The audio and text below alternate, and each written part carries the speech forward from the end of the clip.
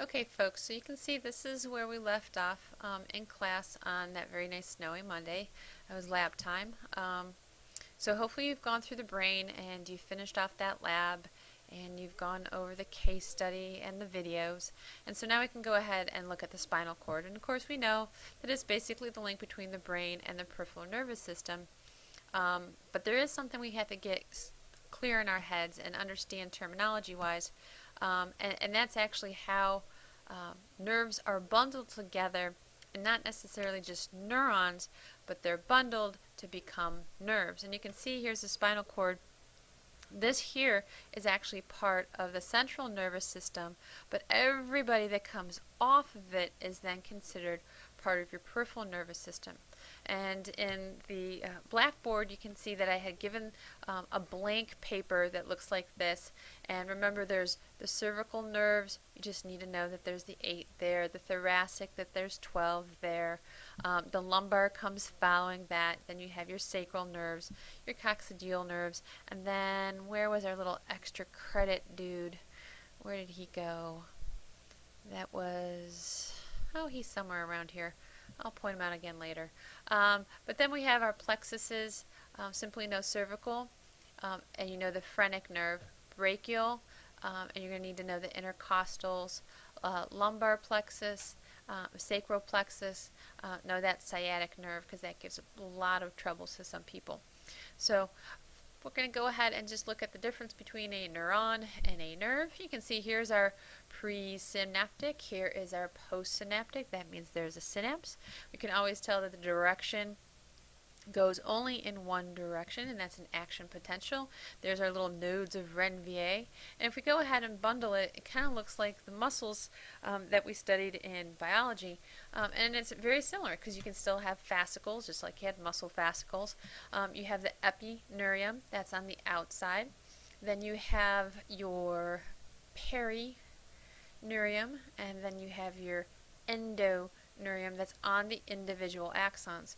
So you have the axons that are running down. This then are your neurons that get bundled together, and then those get bundled together, and you're still going to have blood vessels to go ahead and feeds everybody.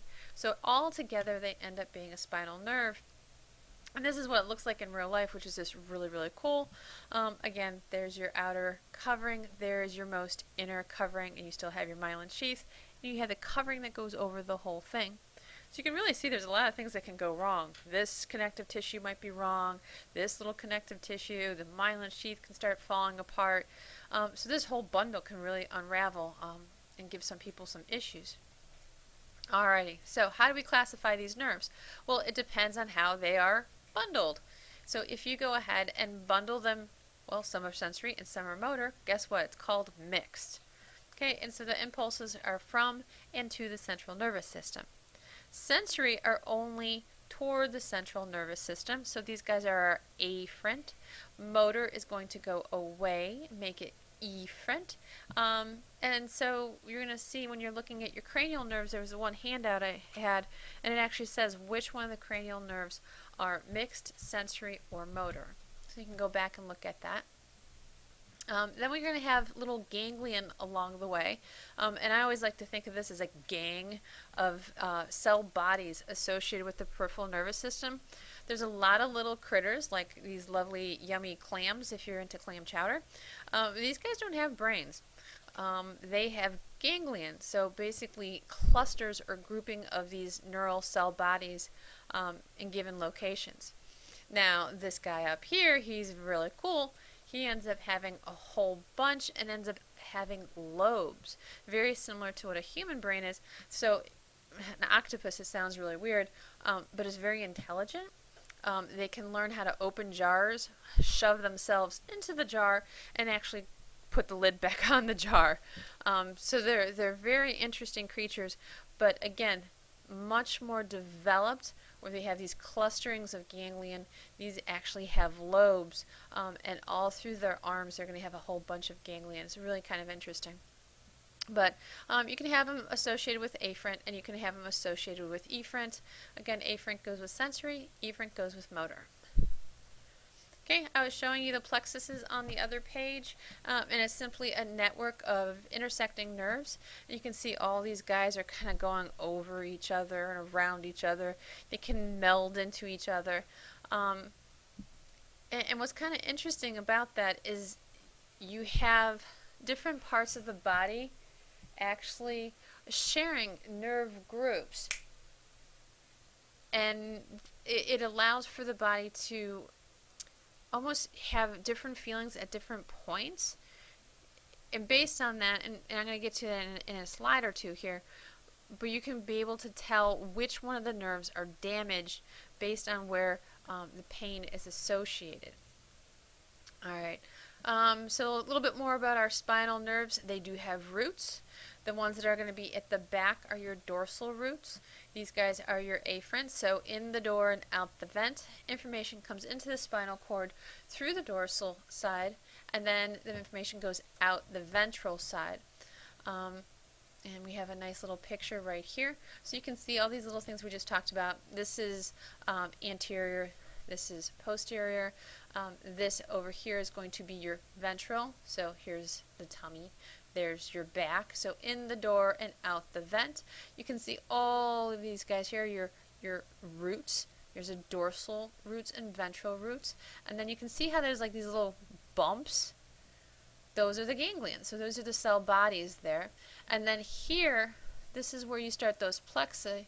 And you can see that's what they're called rami, because they're going to go ahead and cross over and extend away from the spinal cord. Here's a different view. And here you can also see we have the dura mater, arachnoid mater, and pia mater. There's our nice little bump, another ganglion in the door, out the vent, and the information progresses. Alrighty, so if we go ahead and have them bundled together and they have myelinated sheath on them, guess what? They're called nerve tracts, and they're tracked with similar functions. Each tract begins and ends with a particular area in the brain. So ascending tracts are again afferent, descending are going to be efferent, and it kind of makes sense. You're going to go and send information up into the brain, and then to go ahead and do something, you're going to send it away from the brain. So ascending to the brain, that has to be sensory information, and then descending away, it's going to have to be motor or efferent. And when they say white matter, they are not kidding. Check this picture out. Look at all those guys. These are the major nerves. They are white matter. Very, very bundled. It's obvious to see what they are. They're not little wispy, delicate things that you think when you think of a neuron. These guys are bundled really well together, and you can see they are white tracts of nerves. Okay, gray matter is a little bit different. We know that these guys are non-myelinated.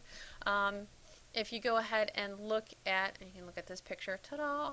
Very, very obvious. Gray matter, white matter. So it kind of looks like a butterfly. Kind of a squash butterfly, but a butterfly. And again, dorsal, that's going to be at the back. Ventral is going to be in the front. Lateral is going to be on the side. And these guys are in the back, so they're afferent, in the door and out the vent. Middle part, these are going to be our efferent motor neurons for skeletal, and then your lateral, the ones that are coming out of the side, that's going to be for your autonomic sympathetic nerve fibers. So in the door and out the vent. In the sympathetic, your autonomic are going to go out the sides. Alright, so again, here you can see very, very obvious what these guys look like. Central canal goes right down the middle. That way they can go ahead and have some nice nutrients being distributed to these cells and taking the waste away. Okay. This is crazy, and I'll actually explain it in class because I don't think I could do it on a PowerPoint like this. But if you kind of read through here, each one of these tracks actually have a certain job to do. So if your spinal cord is injured in some way, shape, or form, it all depends on where it's injured and what's going to happen to the body. Okay, so if you go ahead and you hurt the dorsal column, and again, depends where you are along the spinal cord, you're going to have some problems knowing where your body position is. Touch, pressure, vibration, even conscious muscle sense. So just kind of read through it, and so when I'm starting to talk about these things, they make a little bit more sense. Okay, but it won't be on the quiz for Monday, so don't worry about that. Just read through it. All right. We know that information is going to travel in the spinal cord. We know that white matter conducts the nerve impulses a long way because they have that myelin sheath. The speed of it's going to be a lot faster. Gray matter is going to go ahead, receive, integrate, come up with what to do, and you can actually have reflexes right there in the processing of the spinal cord. And again, we've seen this when you go ahead and put your hand on something very hot, you move away, and then you start swearing because then you feel the pain. Okay?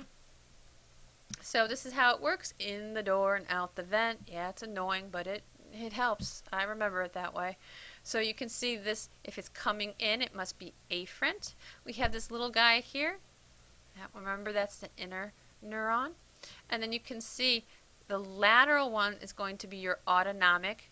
It still kind of comes out the same direction, but it originates at a different point. And then this is our somatic, or going to be our muscles that are going to be moving. But goes in and goes out. Now, it's also going to go up into the brain to get processed as well. But this is the basics of a reflex. And so what's happening in this whole area? Well, you have an action potential that comes down. This is a nice little review picture. When that happens, calcium enters into that axon terminal, making these little vesicles of neurotransmitters that can go across the synaptic cleft, integrate with these receptors. A hormone has a specific receptor that it's going to go ahead and sit into. You can see some mitochondria here, so maybe some ATP is going to go and be put in those vesicles. And the whole thing is to go ahead and start a graded potential. If there's enough of a stimulus, you're going to start an action potential, and that information will be relayed down through the axon. All right, so our spinal nerves. You need to know that there's 31 spinal nerves. No, you don't have to know them all. Only focus on the ones that I took a picture of.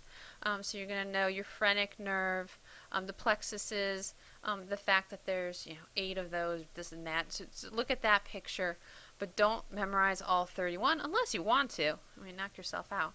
But there's anterior and posterior roots that are attached to the spinal nerves, and they're attached, of course, to the spinal cord.